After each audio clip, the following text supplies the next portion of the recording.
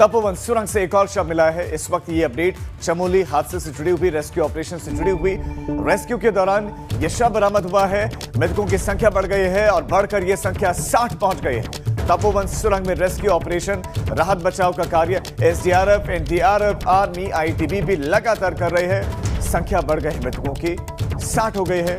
सुरंग में ये रेस्क्यू ऑपरेशन जारी है। बीच में खलल जरूर पड़ रहा था, पानी निकल रहा था, ऑपरेशन में कुछ खलल पड़ा, लेकिन रेस्क्यू ऑपरेशन चल रहा है। और इस बीच में बता दें आपको कि एक और शव मिला है। एक तरफ तपोवन सुरंग में सर्च ऑपरेशन चल रहा है, तो रैणी गांव के पास में भी लापता लोगों को खोजा जा रहा है। मलबे में दबे लोगों को खोजने के लिए बड़े स्तर पर वहां ऑपरेशन चल रहा है।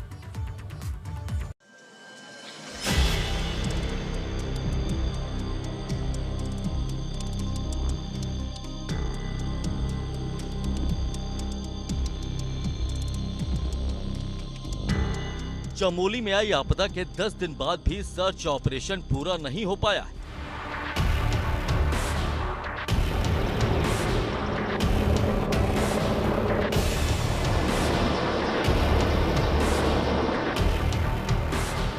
मलबे में दबे लोगों की तलाश के लिए राहत बचाव टीमें दिन रात ग्राउंड जीरो पर रहकर कड़ी मशक्कत कर रही हैं। एक तरफ तपोवन के सुरंग में फंसे लोगों को बचाने की मुहिम जारी है, तो वहीं दूसरी तरफ रैणी गांव के पास ऋषिगंगा क्षेत्र में सर्च ऑपरेशन चलाया जा रहा है। रैनी विलेज में जो हमारी टीमें काम कर रही हैं, वहां पर भी सर्च का काम जारी है। एक छोटा एरिया वहां बच गया है, जिसको भी फिलहाल सर्च किया जाना बाकी है। जेसीबी वहां काम कर रहा है और साथ में हमारे जो रेस्क्यूअर्स हैं वो मैनुअल सर्च भी वहां पर कर रहे हैं। इसके साथ ही ऋषिगंगा, धौली गंगा और अलकनंदा नदी के किनारों पर सर्च अभियान जारी है। 7 फरवरी को आए सैलाब की चपेट में सैकड़ों लोग आए थे। ज्यादातर वो लोग थे जो पावर प्रोजेक्ट पर काम कर रहे थे। रेस्क्यू टीमें अब तक 50 से ज्यादा लाशें बरामद कर चुकी है, जबकि अभी भी 150 से ज्यादा लोग लापता हैं। नदी के एरिया में धौली गंगा से लगभग आगे 14 किलोमीटर तक का एरिया मैनुअल सर्च किया जा चुका है टीम द्वारा। अभी विष्णु प्रयाग से नीचे धौली गंगा के साथ साथ, नदी के साथ साथ, रिवर बेड के साथ साथ डेड बॉडी सर्चिंग का कार्य जारी है। इसके अलावा विष्णु प्रयाग से अपस्ट्रीम जो अलकनंदा रिवर आ रही है, एक बैकफ्लो उसमें भी आया था पानी का। जब कभी एक नदी में पानी ज़्यादा आता है तो दूसरी जो उसकी ब्रांच रिवर है उसमें पानी बैकफ्लो मारता है, तो उस बैकफ्लो लगभग 400, 500, 700 मीटर तक पीछे पानी गया था। वो एरिया को भी थॉरो सर्च एनडीआरएफ टीम द्वारा किया जा चुका है।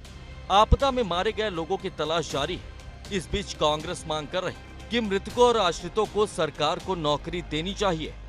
एक तो आपदा जो राहत आपने मुआवजा की राशि दी है उसको बढ़ाने की ज़रूरत है। दूसरा, जो आपने घोषित 204 लोगों को कहा है कि ये इस आपदा के शिकार हुई हैं, उनके परिवार को, हर परिवार को कम से कम एक रोज़गार को सुनिश्चित करना होगा।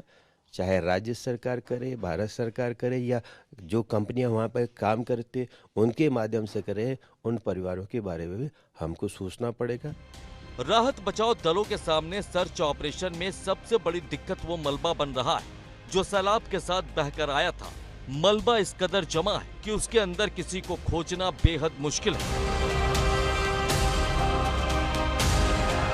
एबीपी गंगा के लिए देहरादून से विनोद कुमार की रिपोर्ट। तो ये रिपोर्ट आपने देखी, और इसी के साथ साथ आपको एक जानकारी दे दें कि रेस्क्यू ऑपरेशन जारी है। एक और शव मिला है और लगातार प्रयास किया जा रहा है। जो टीम वहां पर मुस्तैद है वो लगातार प्रयास कर रही है कि कैसे भीतर दबे हुए लोगों को बाहर निकाला जा सके।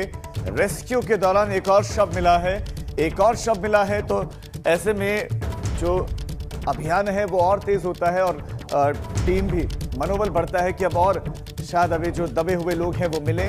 तपोवन सुरंग की हम बात करें, टनल की हम बात करें जहां से ये शव मिला है। हालांकि दूसरी तरफ ऋषिगंगा नदी, रैणी गांव से लगातार सर्च ऑपरेशन वहां भी चलाया जा रहा है कि क्या वहां पर भी दबे। हालांकि दूसरी तरफ चुनौती बड़ी ये है कि नदी ने अपना विकराल रूप धारण किया था, बहुत मलबा आया, तो ऐसे में इस बात की भी संभावना है कि वहां पर भी कुछ लोग दबे हो और वहां पर उसको खोद पाना, उस मलबे को हटा पाना चुनौतीपूर्ण कार्य है, मुश्किल है।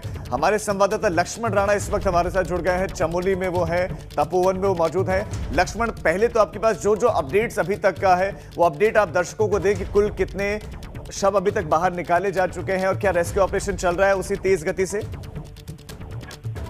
जी देखिए, तपोवन की अगर बात करें, टनल में लगातार जो रेस्क्यू अभियान है वो जारी है। हालांकि कल 2 बार रेस्क्यू अभियान रोकना पड़ा था क्योंकि टनल के अंदर पानी का रिसाव हो रहा था। पानी वहां से हटाया गया टनल के अंदर से, एक बार फिर मलबा हटाने का वहां पर काम शुरू कर दिया गया है। और आज की अगर बात करें तो आज टनल से 2 बॉडी निकाली गई है और रेडी गाँव के पास से मलबे के अंदर से एक बॉडी रिकवर हुई है। टनल के अंदर से अभी तक कुल 13 बॉडी निकाली जा चुकी है। जब अभी तक 61 मृतकों की पुष्टि 61 हो चुकी है और 27 मानव अंग बरामद हो चुके हैं। और अभी तक 145 लोग जो हैं वो लापता बताए जा रहे हैं। लेकिन एसडीआरएफ, एनडीआरएफ और पुलिस के जो जवान हैं, आईटीबीपी के जवान हैं या सेना के जो जवान हैं, लगातार वो वहां पर रेस्क्यू अभियान जारी रखे हुए हैं। रैनी की बात करें तो रैनी गाँव में भी अभी ये रेस्क्यू अभियान लगातार जारी है। वहां पर खोजबीन की जा रही है जो लोग लापता हैं, क्योंकि उन लोगों के परिजन भी लक्ष्मण आप बता रहे हैं कि 143 लोग लापता हैं। बहुत शुक्रिया आपका इस तमाम जानकारी के लिए। 60 लोगों के शव अब तक मिल चुके हैं। 206 कुल लापता हुए थे, 60 के शव बरामद किए जा चुके हैं। 143 लोग अभी भी लापता हैं। तपोवन सुरंग और रैनी गांव समेत आपदा से प्रभावित दूसरे क्षेत्रों में भी रेस्क्यू ऑपरेशन जारी है। डीजीपी अशोक कुमार का कहना है कि रेस्क्यू ऑपरेशन तब तक जारी रहेगा जब तक सभी लापता लोगों की तलाश पूरी नहीं हो जाती।